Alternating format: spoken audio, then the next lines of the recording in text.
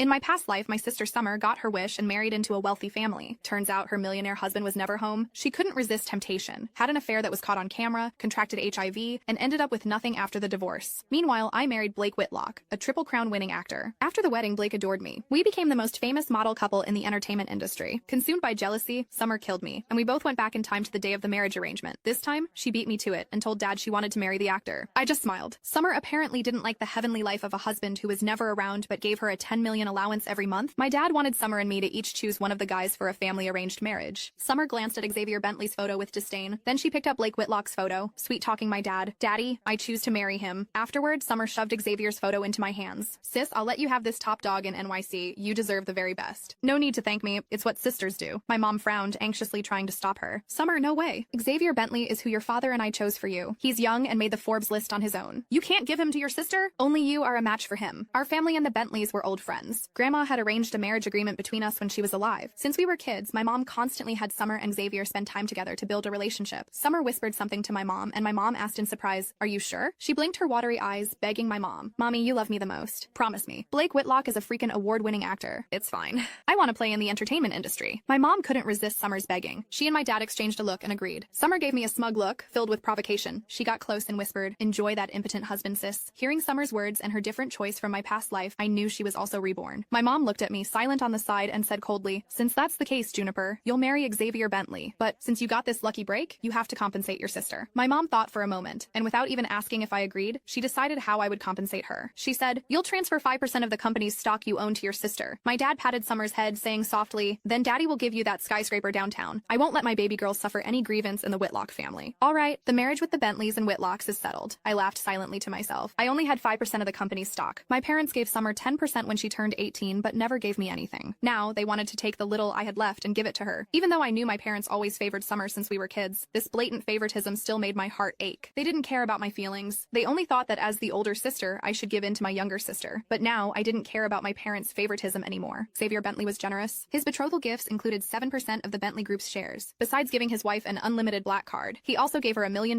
monthly allowance. This time, Summer insisted on choosing Blake Whitlock and throwing Xavier Bentley at me. I laughed. Summer didn't like the heavenly life of a husband who was never home but gave her plenty of money. She wanted to switch our happy lives. My pleasure, Xavier and I met once, and then we quickly got married. On the night we got our marriage license, I packed my bags and moved into Xavier's house. He lived on the top floor of a building in downtown NYC. I leaned against the floor-to-ceiling windows in a silk nightgown, watching Xavier expertly tie a Windsor knot. He was flying overseas tonight for a project, on our wedding night, and he wasn't sure when he'd be back. We both silently avoided mentioning a wedding ceremony. Xavier was aloof and noble. He looked at me with his deep eyes, his voice magnetic and clear.